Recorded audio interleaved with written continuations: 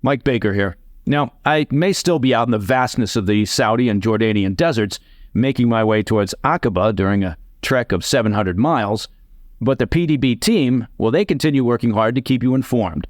While I'm off the grid, Mike Slater is holding down the fort.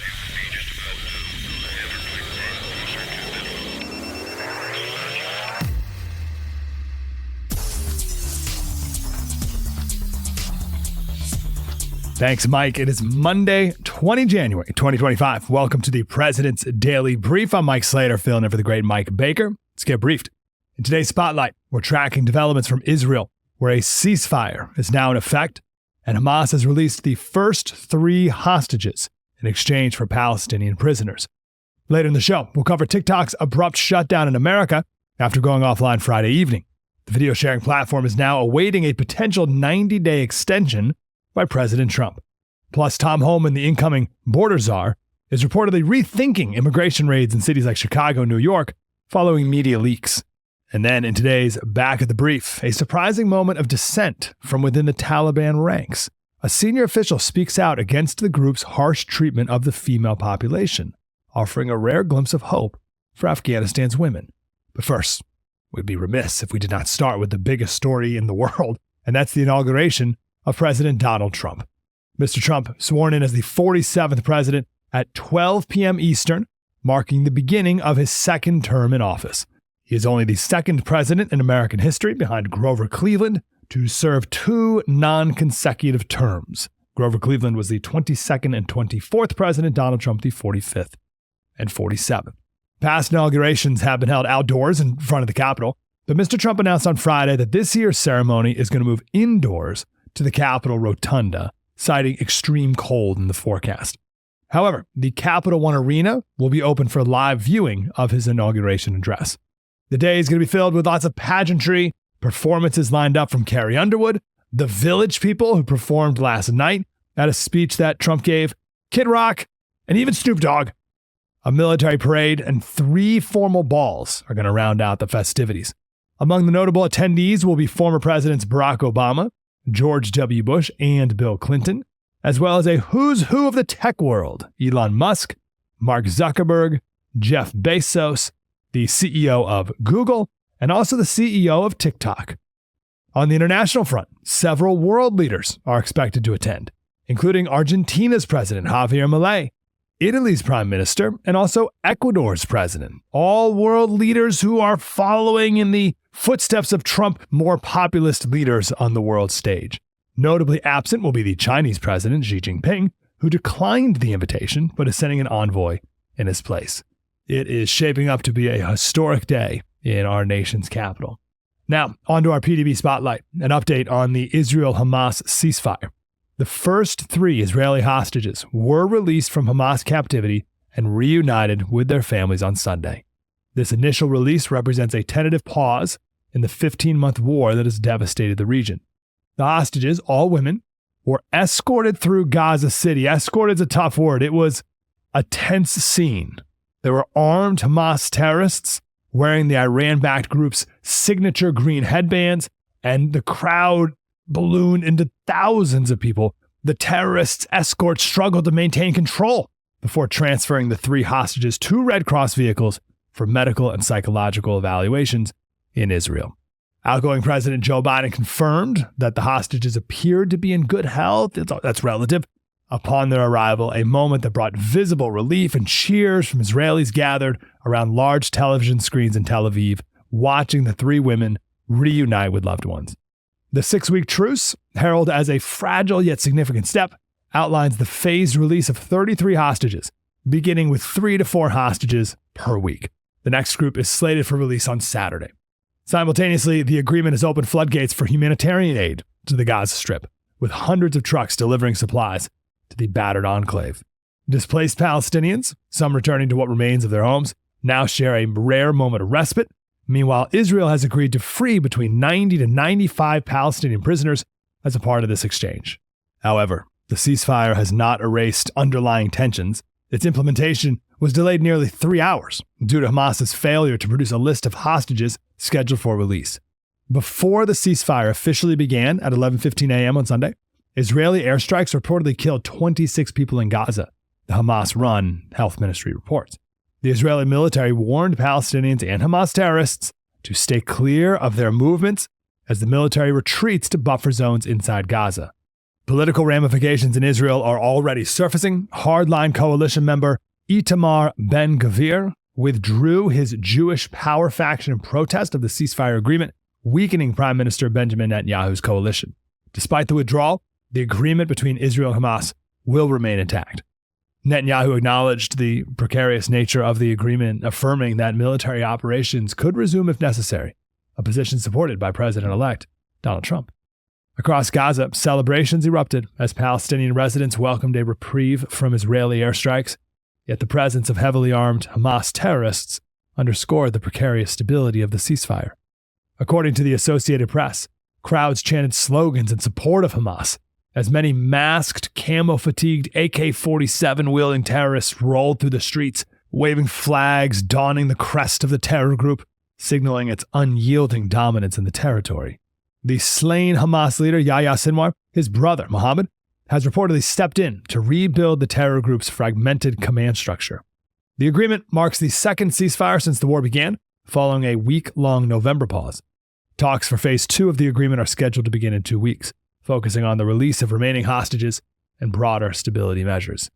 Yet questions linger, such as whether hostilities will resume and how smoothly the remaining hostages will be freed. For now, the region holds its breath as cautious optimism and enduring uncertainty define the fragile peace. Coming up after the break, TikTok's sudden shutdown left users in limbo this weekend, and incoming border czar Tom Homan reconsiders immigration raids in major cities. All of those stories when we get back. Welcome back to the PDB. I'm Mike Slater, filling in for the great Mike Baker. TikTok is back online in the United States just 12 hours after a blackout, with the platform crediting its return to President-elect Donald Trump's intervention in delaying a law banning the app. The app became inaccessible late Saturday night when 170 million American TikTok users were met with the notification that read, quote, "A law banning TikTok has been enacted in the U.S. Stay tuned." This followed a Supreme Court ruling on Friday upholding the bipartisan legislation mandating that ByteDance, that's TikTok's Chinese parent company, divest its U.S. operations by 19 January due to national security concerns. This blackout extended to TikTok's removal from Apple and Google app stores. By early Sunday, however, Trump announced plans to issue an executive order delaying the law's enforcement, providing TikTok with a lifeline. This time, users were greeted with a notification that cheerfully credited Trump for the platform's return, stating, quote, "Thanks for your patience and support. As a result of President Trump's efforts, TikTok is back in the U.S.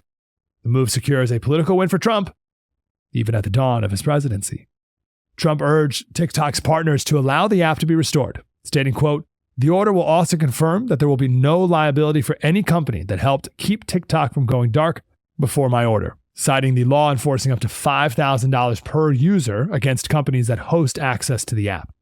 The CEO of TikTok, Shou Chu, praised the decision, emphasizing the, quote, "clarity and assurance that Trump's intervention provided to service providers."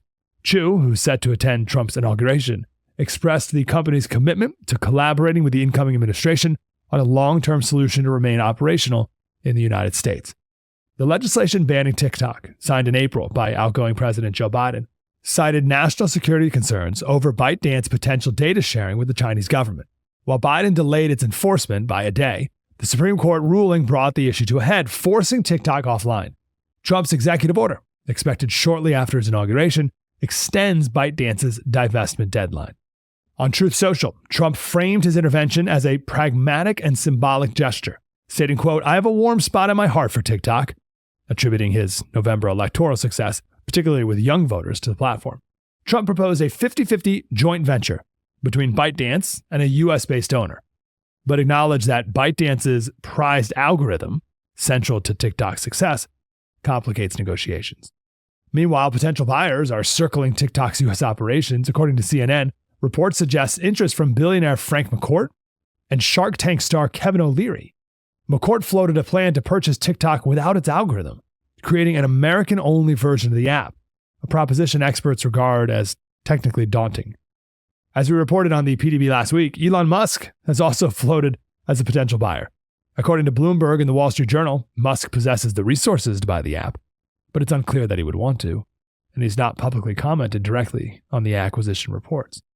On Sunday, Musk posted on his X that he opposes the TikTok ban, stating, quote, because it goes against freedom of speech. Despite Trump's efforts, TikTok's future remains precarious. Republican Senators Tom Cotton and Pete Ricketts, vocal critics of the president-elect's plan, argue that only a complete severance from ByteDance will ensure Americans' data security. In a joint statement, the senators said, quote, now that the law has taken effect, there's no legal basis for any kind of extension, calling for an uncompromising stance to protect national security. Moreover, Trump's executive order may face legal challenges, as an executive order cannot override a law passed by Congress. For now, TikTok users can return to creating and sharing content, but the platform remains a tug-of-war over security and sovereignty. Whether ByteDance will capitulate to U.S. demands or if Congress will revisit the ban remains to be seen. Staying stateside, President Trump's administration is reassessing plans for immigration raids in major cities like Chicago and New York after details of the operation were leaked to the media, raising officer safety concerns and compromising secrecy. Tom Homan, Trump's designated border czar and a former acting director of Immigration and Customs Enforcement, ICE, candidly addressed the leaks in an interview with the Washington Post, noting that the administration had not yet made a final decision on the operations. Homan said, quote, anyone leaking law enforcement operations puts officers at great risk. The border czar emphasized that ICE's enforcement goals remain focused on public safety and national security threats rather than indiscriminate sweeps. Homan added, quote, this is a nationwide thing. We're not sweeping neighborhoods. We have a targeted enforcement plan. The proposed operations, initially slated to begin less than 24 hours after Trump's inauguration, centered on Democratic strongholds with large immigrant populations such as Chicago and New York, while extending to other urban centers, including Miami. Sources revealed that the multi-day operations would mobilize between 100 and 200 officers. Advocacy groups in Chicago reported an uptick in fears across immigrant communities, with rumors spreading rapidly on social media. Messages circulating on WhatsApp warned of ICE agents patrolling from 5 a.m. to 9 a.m. on Inauguration Day and detaining immigrants on Tuesday, heading to home or work. Local officials in Chicago have met the leaks and the proposed raids with firm resistance. Mayor Brandon Johnson doubled down on the city's pledge to shield immigrant communities, declaring, quote, we intend to stand by and protect Chicago's immigrant communities against threats from ICE. This defiance came on the heels of the Chicago City Council rejecting measures that would allow local law enforcement to cooperate with federal immigration authorities, exacerbating tensions between city leadership and the incoming administration. Homan, in response, criticized Chicago's leadership, urging city officials to emulate the approach of New York City's mayor, Eric Adams, by engaging in dialogue. According to the Chicago Sun-Times, Homan previously told a Republican group, quote, Chicago is in trouble because your mayor sucks and your governor sucks. End quote. Homan further warned of potential legal consequences for obstructing federal immigration enforcement, such as Mayor Johnson, stating, quote, if Mayor Johnson doesn't want to help, get the hell out of the way. If he knowingly harbors or conceals an illegal alien, I will prosecute him. Despite assurances from the Trump administration that the raids would not intentionally separate families, Homan admitted that such outcomes might be unavoidable. Homan, in his interview with the Post, stated, quote, if you put yourself in that position, it may happen, underscoring his belief that families facing deportation bear responsibility for their circumstances. Homan elaborated that parents of dreamers, that's children of undocumented immigrants born in the U.S., have two choices: self-deport or remain in the U.S. without legal status, risking eventual arrest.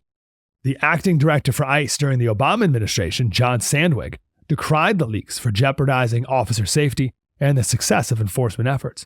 Sandwig described the media leaks as, quote, reckless, also saying, quote, historically, this is something we kept very close wraps on for officer safety reasons. Sandwig noted similar breaches allowed fugitives to evade capture, undermining enforcement efforts. But despite the leaks, Homan and Trump's aides remain resolute in their commitment to enforce immigration laws. In a recent interview with Fox News, Homan made the Trump administration's policy clear, declaring, quote, we're going to take the handcuffs off of ICE and let them go arrest criminal aliens. Coming up in the back of the brief, a surprising moment of dissent from within the Taliban ranks. A senior official speaks out against the group's harsh treatment of Afghanistan's women. We'll be back with more on that. Mike Slater filling in for Mike Baker. In today's Back of the Brief, a rare glimmer of hope for Afghanistan's oppressed women from an unexpected source, a senior Taliban official. Shur Abbas Stanekzai, the Taliban's deputy foreign minister, publicly criticized his own government's ban on female education. He called it a, quote, personal choice, not an interpretation of Sharia law. In a speech aired Sunday, Stanekzai said there's no justification for denying girls and women access to education. He didn't hold back, declaring that the Taliban's policies are doing a grave injustice to half of Afghanistan's 40 million person population. This isn't the first time he's spoken out, but his comments are the harshest yet and directly challenges the edicts of the Taliban's reclusive leader. Since taking power in 2021, the Taliban chief has enforced strict bans on girls attending school beyond 6th grade and on most women participating in public life. The world has widely condemned these restrictions, which has left millions of Afghan women without basic freedoms or opportunities. International voices like Nobel laureate Malala Yousafzai have been equally vocal. Speaking at a summit in Islamabad last week, Malala urged Muslim leaders to reject the Taliban's treatment of women, describing it as a betrayal of Islam's teachings. The United Nations and global human rights groups have echoed these sentiments, repeatedly denouncing what they call an institutionalized system of discrimination. The Taliban's deputy foreign minister, his speech did not just focus on education. He also criticized practices like forcing women into marriages, and even hinted that the Taliban's treatment of women is one reason why their government remains unrecognized internationally. Also noteworthy, this foreign minister had some kind words for Donald Trump, calling him a, quote, decisive leader and expressing hope that the incoming Trump administration will improve relations with Afghanistan. While his remarks are far from a solution, they do offer a flicker of dissent within the Taliban's leadership, something Afghanistan's women desperately need. Whether it leads to real change and whether or not President Trump believes it could possibly lead to change remains to be seen. And that is the President's Daily Brief for Monday, 20 January. To listen to the show ad-free, you can become a premium member of the President's Daily Brief by going to pdbpremium.com. I'm Mike Slater from the podcast Politics by Faith, host of the morning show on Sirius XM Patriot. We'll be back later today with the PDB Afternoon Bulletin. Until then, stay safe, spread the word.